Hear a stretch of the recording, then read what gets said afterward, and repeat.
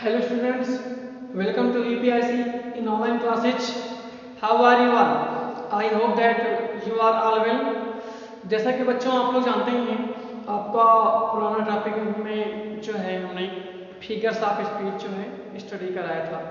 तो आज उसका रिवीजन जो पास्ट पढ़ाया गया उसके पिछले वाला जो कोर्स है उसका रिवीजन और जो भी हैं टॉपिक्स आपको रिवीजन कराए जाएंगे।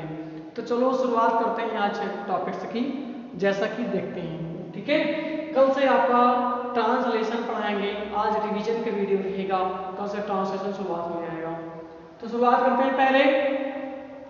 तो जैसे कि आपने क्वेश्चन हल किए हैं शुरुआत से ही, और हर प्रकार के क्वेश्चन हल किए हैं, नरेशन हो, चाहे वॉइस हो, या डिग्रीज ऑफ कंपैरिजन हो, या सिंथेसिस हो, या ट्रांसफॉर्मेशन ऑफ सिंथेसिस हो, वोकैब्स में हो, इंटरनिम्स हो, सिनोनिम्स हो, कन्वर्ट्स हो, और इस तरह के सारे क्वेश्चंस जो हैं आपने हल किए हुए हैं। तो चलो शुरुआत करते हैं आज रिवीजन की, और कल से फिर शुरुआत करेंगे अपने आगे कोर्स की। इसमें आप लोग ट्रांसलेशन पढ़ेंगे और शुरुआत करते हैं पहले। ठीक है, तो चलो शुरुआत होता है। पहला क्वेश्चन है नरेशन का। पहला क्वेश्चन दिया गया है कि लिखा है Gita said to me. Gita said to me, Gita ने मुझसे कहा, क्या कहा? My father served in Delhi, served in Delhi before retirement.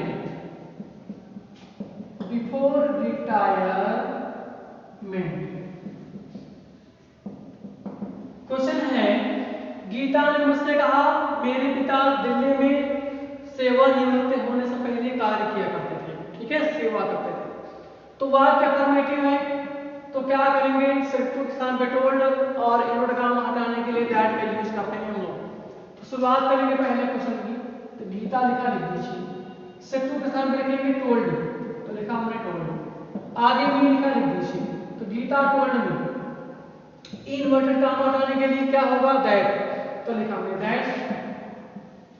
My change करते फर्स्ट में, माई पजेसिव, गीता माने सी, तो सी का पजेसिव केस हर, तो लिखिए हर फादर। अब क्या करेंगे?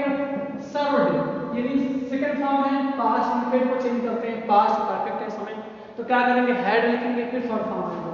तो हैड थर्ड फॉर्म, सर्वड ये होगा, क्योंकि सेकंड फॉर्म और थर्ड फॉर्म एक ही है वर्ब के यहाँ पे। तो यहाँ पे हो गया। अब इन दिल्ली बिफोर रिटायरमेंट वही रहेगा, कोई चेंज नहीं होगा। इन Delhi before retirement,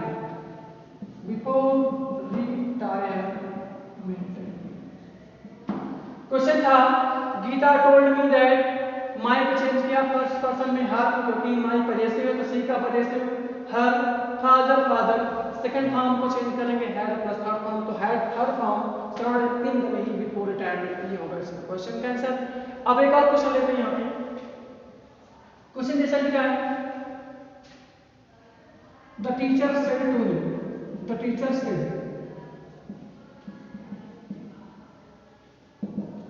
to the students, the teacher said to the students, अध्यापक ने छात्रों से कहा, क्या कहा? do not waste your time, do not waste your time, do not waste your time in gossips, do not waste your time in gossips, कि अध्यापक ने छात्र से कहा कि अपना समय गपशप में मत गवाएं, इन फिजूल में अपना समय नष्ट मत करें। तो क्या होगा?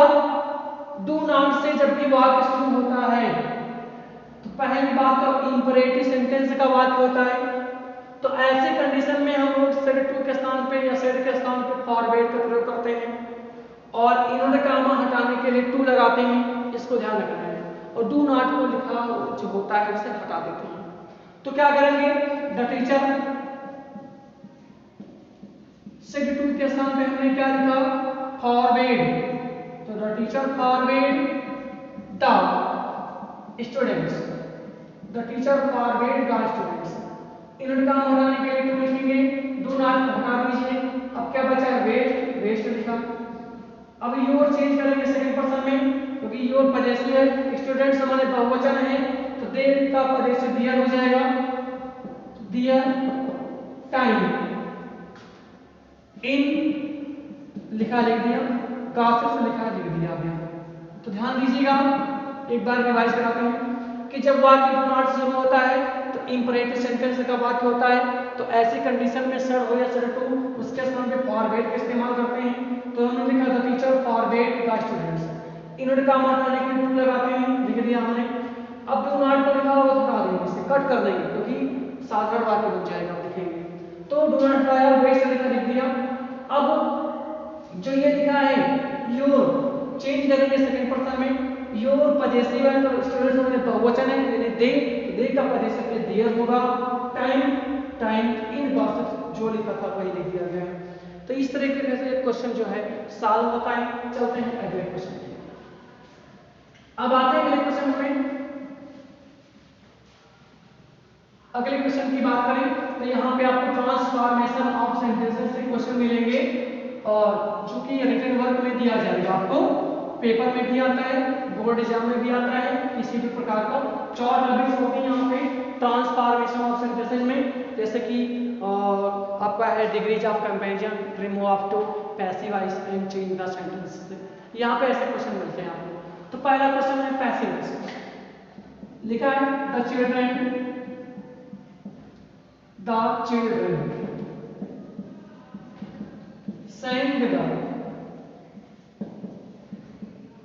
sang the national anthem. The children sang the national anthem. National anthem.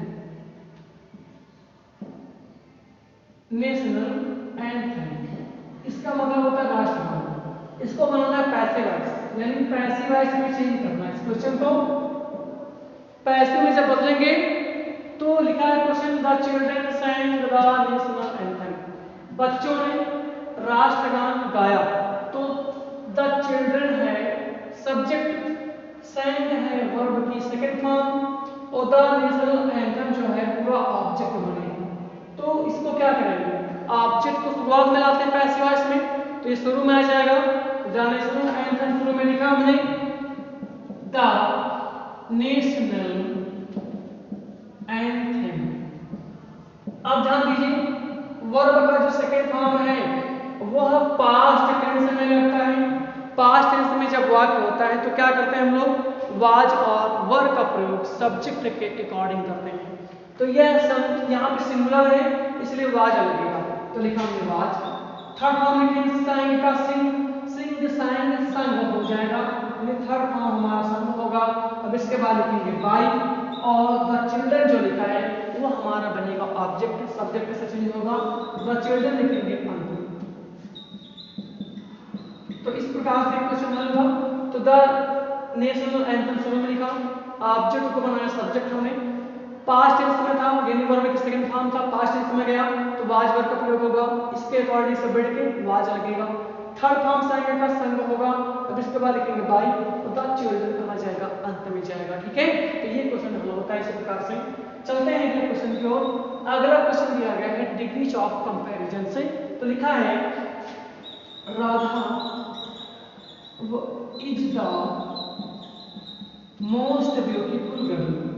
Radha is the most beautiful girl, इसका मतलब हुआ कि राधा सबसे सुंदर लड़की है, और इसे हमें चेंज करना है, इसको हमें चेंज करना है और बनाना है इसका CD, यानी पॉजिटिव डिग्री चेंज करके आते हैं, पॉजिटिव डिग्री। इसको हमें बनाना है पॉजिटिव डिग्री में।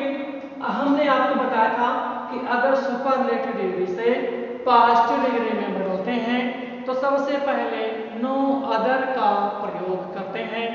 तो शुरुआत में लिखेंगे आप लोग नो अदर, हमने लिखा क्या नो अदर। अब क्या करेंगे कि सुपरलेटिव डिग्री के आगे का वाक्य लिखा जाएगा यहाँ पे, तो सुपरलेटिव डिग्री क्या है? ब्यूटीफुल, यानी बचा यहाँ पे क्या? गर्ल। सुपरलेटिव डिग्री है हमारा मोस्ट ब्यूटीफुल, इसके बाद जो बचेगा वही लिखेंगे, गर्ल बचा लिख दीजिए, तो नो अदर गर्ल। अब हेल्पिंग वर्ब लिखिए, इज लगेगा, इसके अकॉर्डिंग जो हम बना क्या रहे हैं इसका पास्ट डिग्री, तो इसको पास्ट डिग्री में एज और एस से बंद करते हैं। पास्ट डिग्री क्या होगा? ब्यूटीफुल, तो हमने लिखा ब्यूटीफुल, तो ये लिखा गया। तो no other girl is as beautiful as, बचा क्या? राजा। तो शुरुआत में जब पार्शियल डिग्री से यानी सुपरलेटिव डिग्री को हम पार्शियल डिग्री में बदलते हैं तो सबसे पहले लिखा जाता है नो अदर, हमने लिखा नो अदर। अब क्या करेंगे कि सुपरलेटिव डिग्री के बाद वाला वाक्य लिखा जाएगा, सुपरलेटिव डिग्री है हमारा मोस्ट ब्यूटीफुल, बचा क्या? गर्ल, तो भाई लिखा हमने गर्ल। अब हेल्पिंग वर्ब लिखिए, इज लिखा जाएगा क्योंकि सिंगुलर में ये भी है। अब जो हमारा सुपरलेटिव है उसको चेंज करिए पास्टिव में, पास्टिव में बंद करते हैं एज और एज से, तो ब्यूटीफुल इसका पास्टिव होगा, राधा बचा इसको शुरुआत से अंत में कर दीजिए, ठीक है। तो ये आंसर होता है इसका। अब चलते हैं अगले क्वेश्चन की।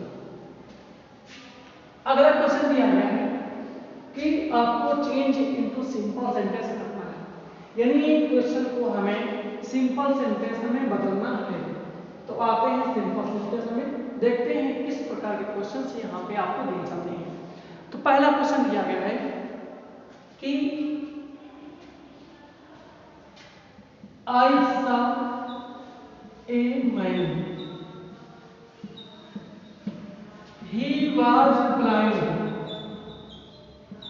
I saw a man. He was blind.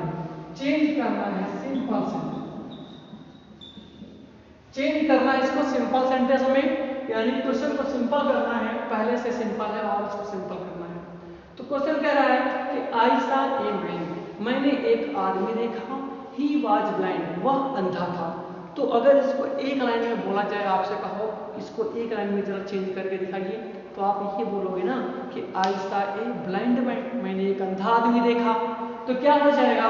तो वही सेम जो एडजेक्टिव दिया गया है, एडजेक्टिव को नाउन के पहले यूज करते हैं, इसका मतलब तो क्या होगा? I saw, मैंने देखा, क्या देखा? आ ब्लाइंड मैन, मैंने एक अंधा आदमी देखा, ठीक है। तो ये क्वेश्चन का आंसर होगा। अगला क्वेश्चन दिया गया है, बनाना है आपको कॉम्प्लेक्स सेंटेंस। कॉम्प्लेक्स सेंटेंस देखिएगा क्या है, लिखा है सी इज वीक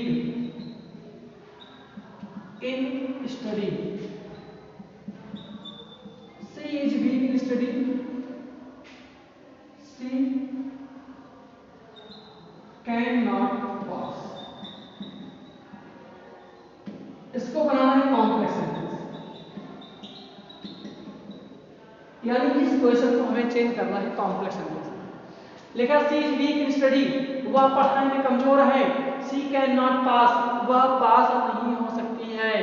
तो पहले क्रम में लाइए, आप लोग ये बोलोगे ना कि वह पास नहीं हो सकती है, क्योंकि, क्योंकि माने बिकॉज, सिंस या एज का प्रयोग करेंगे कंजंक्शन यहाँ पे, क्योंकि रीजन प्रकट हो रहा है ना, तो रीजन बताने के लिए बिकॉज, सिंस या एज का प्रयोग किया जाता है कंजंक्शन में। तो क्या करेंगे? सी कैन नॉट पास, वह पास नहीं हो सकती है, सी कैन नॉट पास, वह पास नहीं हो सकती है, क्योंकि, क्योंकि माने because, because she is weak in study, क्योंकि वह पढ़ाई में कमजोर है। She is weak in study, क्योंकि वह पढ़ाई में कमजोर है। तो क्वेश्चन कह रहा था वह पढ़ाई में कमजोर है, वह पास नहीं हो सकती है। तो आपने क्या किया? पहले वाक्य का क्रम मिलाया और उसके अकॉर्डिंग कंजंक्शन का यूज किया। यहाँ पे रीजन प्रकट हो रहा था, तो कॉम्प्लेक्स सेंटेंस में रीजन बताने के लिए बिकॉज, सिंस और एज का प्रयोग करते हैं। तो क्या होगा कि वह पास नहीं हो सकती, सी कैन नॉट पास, हमने लिख लिया। बिकॉज, क्योंकि सी इज वीक इन स्टडी, क्योंकि वह पढ़ाई में कमजोर है। तो रीजन प्रकट हो रहा था, इसलिए यहाँ पे बिकॉज का प्रयोग किया गया कंजंक्शन। अब चलते हैं अगले कंजंक्शन की ओर। अब अगले क्वेश्चन की ओर अगर चलते हैं तो यहाँ पे आपको मिलेंगे कि करेक्ट द सेंटेंस के क्वेश्चन, यानी वाक्य को सही करने वाले क्वेश्चन। तो चलते हैं पहले क्वेश्चन की ओर। क्वेश्चन है this book is not an useless. इसको करेक्ट द सेंटेंस करना है, वाक्य को सही करना है, गलती जहां पे लिखी हो उसको हमें कैच करना है। करेक्ट द सेंटेंस का क्वेश्चन है। तो चलते हैं, क्वेश्चन लिखा this book is not an useless, यह बुक अनुपयोगी नहीं है। तो ध्यान दीजिए यहाँ पे यूजलेस लिखा है ना, ऐसे लिखोगे यूजलेस, तो क्या किया जाएगा यूजलेस। ये है हमारा कॉन्सोनेंट, और कॉन्सोनेंट के पहले ए का प्रयोग करते हैं, वावेल होता तो एन का प्रयोग करते हैं। यहाँ पे एन लिखा है, उसके साथ में क्या होगा ए लिखा जाएगा, ये सही होगा क्वेश्चन का आंसर। ठीक है, अगला क्वेश्चन दिया गया है कि आई एम सीनियर देन